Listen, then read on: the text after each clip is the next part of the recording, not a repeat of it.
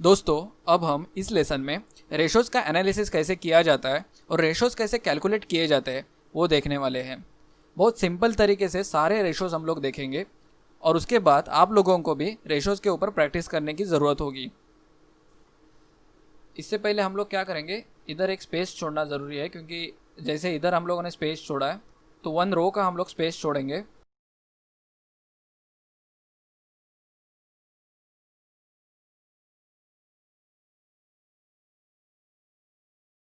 तो अभी ठीक तरीके से दिख रहा है। अभी हम लोग क्या करते हैं, इसको 150% कर देते हैं, तो आप लोगों को मोबाइल में भी देखोगे तो अच्छी तरह दिखेगा। अभी इसको DCF वैल्यूएशन को कॉपी करते हैं।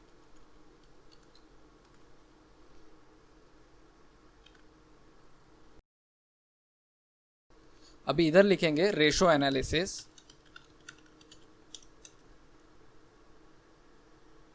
सबसे पहले हम लोग सॉल्वेंसी या फिर उसको हम लोग फाइनेंशियल रिस्क रेशोज बोल सकते हैं, वो देखने वाले हैं। तो इसमें हम लोग लिख देते हैं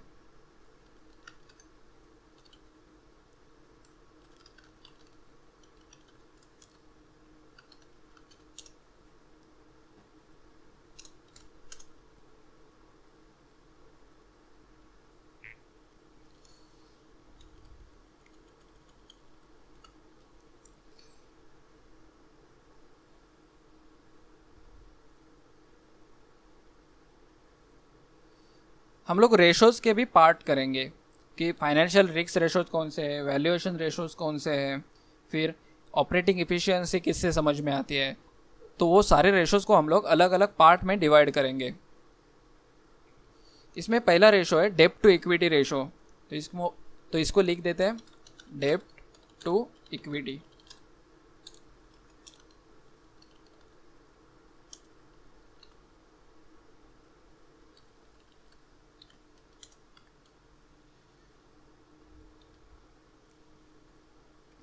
पास्ट डेटा के लिए भी कैलकुलेट करेंगे और फ्यूचर डेटा के लिए भी कैलकुलेट करेंगे। अभी इसमें हम लोग क्या करने वाले हैं, लोन को डिवाइड करेंगे इक्विटी के साथ। तो इज इक्वल टू, ऊपर जाना है, इससे पहले हम लोगों को ये सारे ऑन करने होंगे। Balance sheet, income statement, balance sheet, income statement, ये सारे ऑन करने होंगे, क्योंकि अभी हम लोग रेशोज़ को देख रहे हैं, तो ये सारे ऑन रहेंगे तो अच्छा है, बार बार करने की ज़रूरत नहीं पड़ेगी। कैश फ्लो को भी ऑन कर देते हैं, कैश फ्लो की ज़रूरत नहीं रहेगी अभी के लिए। DCF वैल्यूएशन को हम लोग क्लोज कर देंगे।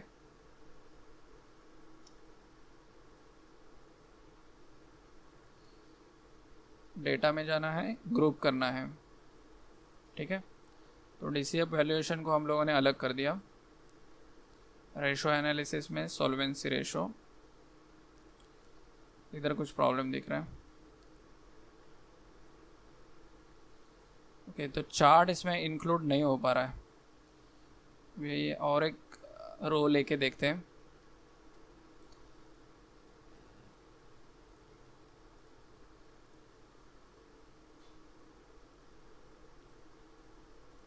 ओके, तो चार्ट को हम लोग ग्रुप नहीं कर पा रहे, तो इसके लिए हम लोग क्या करेंगे, इसको अंडू कर देते हैं। अंडू करेंगे, अंडू करेंगे। तो चार्ट को हम लोग ग्रुप नहीं कर पा रहे, इसके लिए हम लोग क्या करेंगे, चार्ट को डिलीट कर देते हैं, क्योंकि इसको ग्रुप करना बहुत इंपॉर्टेंट है। अगर ग्रुप नहीं करेंगे तो बाद में हम लोगों को रीड करने के लिए तकलीफ होगी। तो हम लोग चार्ट को ही डिलीट कर देते हैं। अगर आप लोगों को रखना है तो अगर आप एक्सेल में बना रहे हो, अभी ये गूगल शीट में हम लोग बना रहे हैं तो वो प्रॉब्लम कर रहा है, लेकिन नॉर्मली एक्सेल में प्रॉब्लम नहीं होता है। और एक्सेल में हम लोग चार्ट्स को ग्रुप भी कर सकते हैं, यानी कि हम लोग इधर जैसे ग्रुप कर रहे थे वैसा ग्रुप हो जाता है।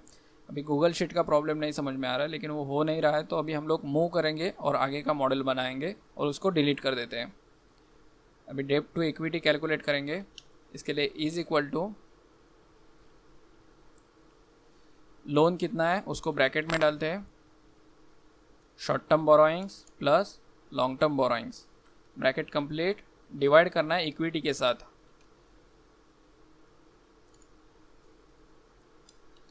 अभी देखो डेब्ट टू इक्विटी बोला है, यानी कि डेब्ट डिवाइडेड इक्विटी, वो हम लोग कैलकुलेट कर रहे हैं।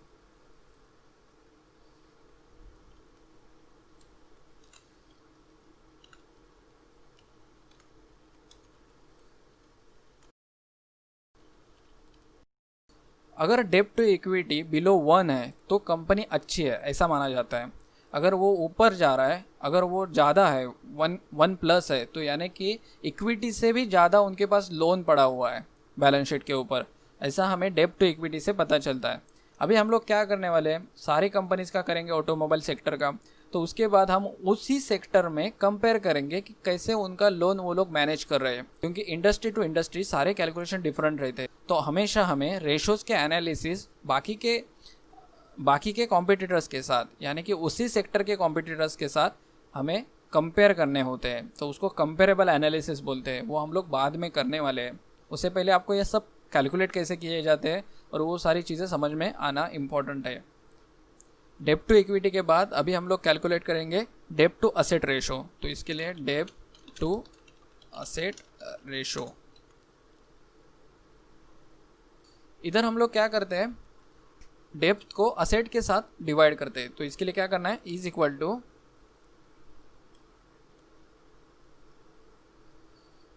डेब्ट कौन सा है, long term plus short term, इसको डिवाइड करना है टोटल असेट्स के साथ। एंटर, ये एक्चुअली ब्रैकेट में डालना होगा तो ही वो सही नंबर देगा आपको।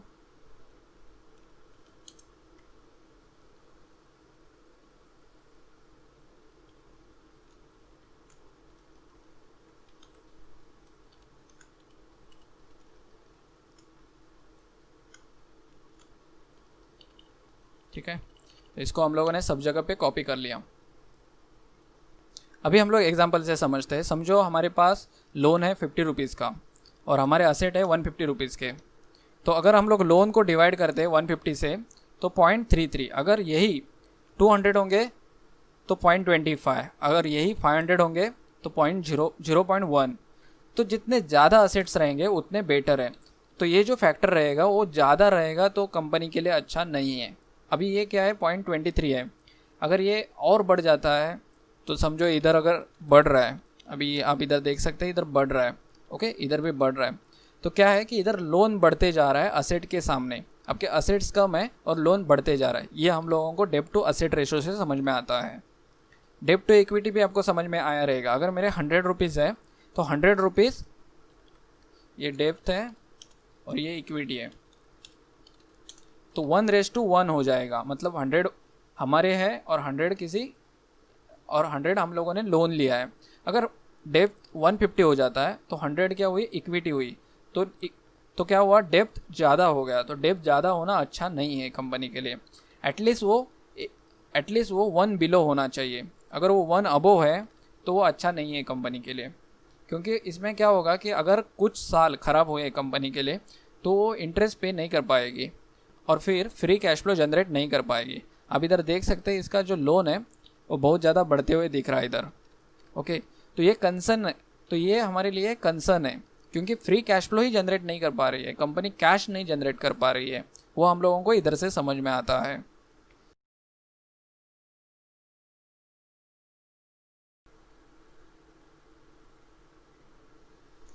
इसके बाद अभी हम लोग कैलकुलेट करेंगे current ratio.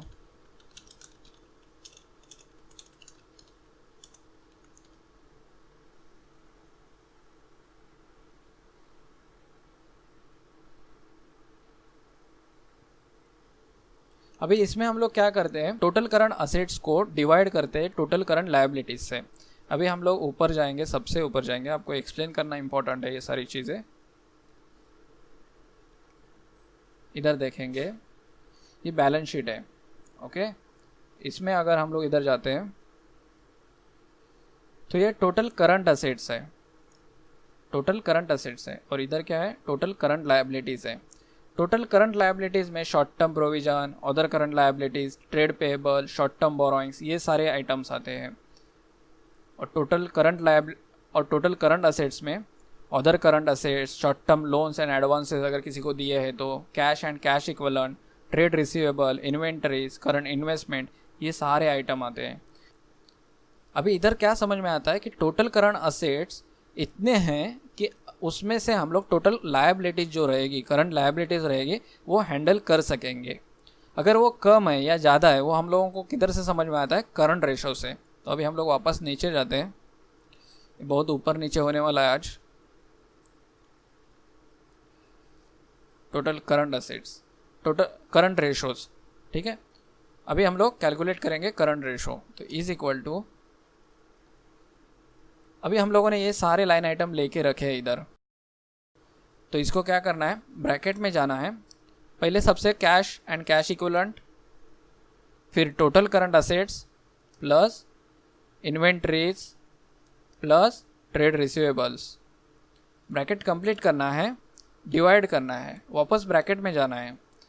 Total current liabilities कौन सी है वो पकड़नी है, शॉर्ट टर्म बोरोइंग्स पकड़ने हैं और ट्रेड पेएबल्स पकड़ने हैं। क्योंकि ये सारे जो लाइन आइटम है, इधर के 3 लाइन आइटम और इधर के 4 लाइन आइटम, ये सारे करंट असेट और करंट लायबिलिटीज़ के आइटम्स हैं। तो इसको हम लोग एंटर कर देते हैं। अभी इसके डेसिमल हम लोग कम कर देते हैं, कंट्रोल आर।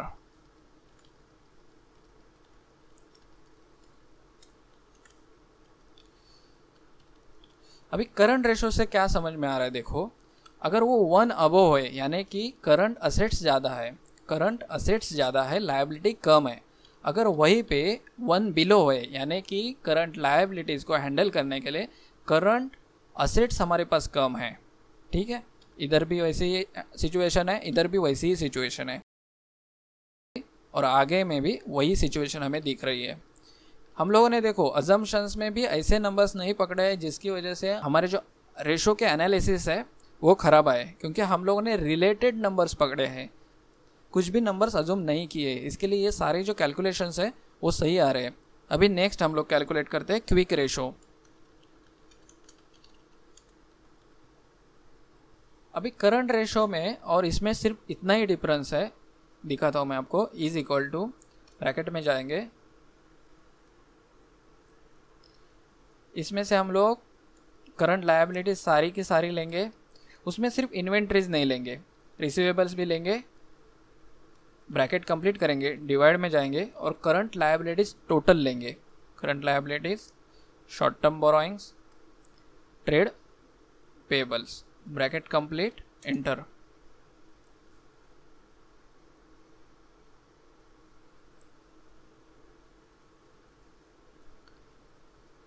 .72 रख देते हैं, कंट्रोल आर।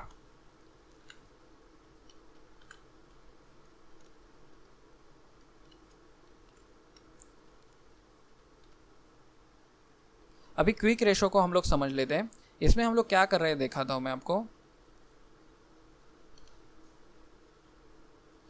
ये लाइन आइटम पकड़ रहे हैं, इसमें हम लोग क्या समझ रहे हैं कि इन्वेंट्रीज को हम लोगों ने माइनस किया और बाकी के लाइन आइटम को हम लोगों ने कंसिडर किया।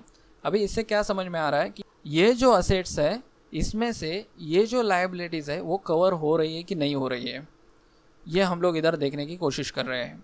ओके, अभी इसमें रिसीवेबल्स बहुत बड़ा इम्पोर्टेंट रोल निभाता है। अगर रिसीवेबल्स हमें रिसीव नहीं हो रहे हैं तो प्रॉब्लम कर सकता है।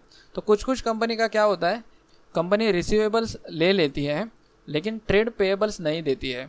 मतलब क्या कि पेमेंट नहीं करती है, सिर्फ रिसीव करती है पेमेंट। तो जितना वो ज़्यादा होल्ड करके रखते हैं। अभी इधर भी देखो ना, ट्रेड पेएबल्स जो है वो 57,000 करोड़ के है और ट्रेड रिसीवेबल्स जो है वो कम है, 13,500 करोड़ के है। तो वो लोग क्या कर रहे हैं, पेमेंट जल्दी जल्दी रिसीव कर रहे हैं और इधर क्या हो रहा है, पेएबल्स जो है वो देने बाकी है। लायबिलिटीज़ बढ़ रही है कंपनी की। ओके, जितना पेमेंट रिसीव कर रहे हैं उतना पेमेंट वापस नहीं किया जा रहा है। तो क्विक रेशो से हमें यह समझ में आता है कि अगर करंट सिचुएशन में इन्वेंट्री अगर बेची नहीं गई तो बाकी की जो असेट्स है वो उस लायबिलिटी को हैंडल कर सकते हैं कि नहीं कर सकते, वो हमें क्विक रेशो से समझ में आता है। 1:1 क्विक रेशो बहुत अच्छा रेशो माना जाता है। बिलो 1 रहेगा तो अच्छा नहीं है, क्योंकि अभी और उसमें भी प्रॉब्लम यह है कि अगर आपके रिसीवेबल रिसीव नहीं हो रहे हैं, इसमें देखो पहले वापस से, इसमें देखो कैश अच्छी है, टोटल करंट असेट्स अच्छे हैं और हम लोगों के रिसीवेबल्स अच्छे हैं। अगर रिसीवेबल्स इसमें ज़्यादा है तो प्रॉब्लम है। अभी के कंडीशन में क्या हो रहा है, इधर रिसीवेबल्स कम है, बाकी के टोटल करंट असेट्स है और कैश है वो ज़्यादा पोर्शन में है। तो अभी के कंडीशन में आप इधर देख सकते हैं, अगर ये बिलो 1 भी है तो भी अच्छा है। उसमें अगर रिसीवेबल्स ज़्यादा होते, समझो इधर रिसीवेबल्स जो ये 13,000 दिख रहा है, इधर 50,000 रिसीवेबल्स होते और कंपनी को ये 50,000 रिसीवेबल रिसीव नहीं हो सकते, तो वो क्या होगा कि उसको कैश में कन्वर्ट नहीं कर सकती है कंपनी। ओके, तो वो कैश में कन्वर्ट नहीं कर सकती है तो ये लायबिलिटीज़ पे नहीं कर सकती है।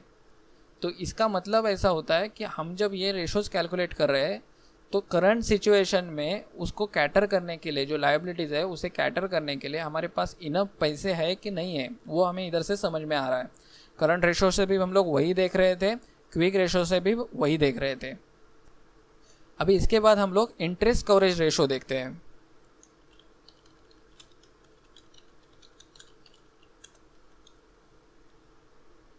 इसमें हम लोग क्या करते हैं, इज इक्वल टू, ऊपर जाएंगे आपको उधर के उधर ही समझ में आएगा।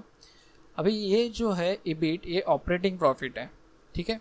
इसको डिवाइड करते हैं हम लोग फाइनेंस कॉस्ट से, एंटर करते हैं। अभी देखो इधर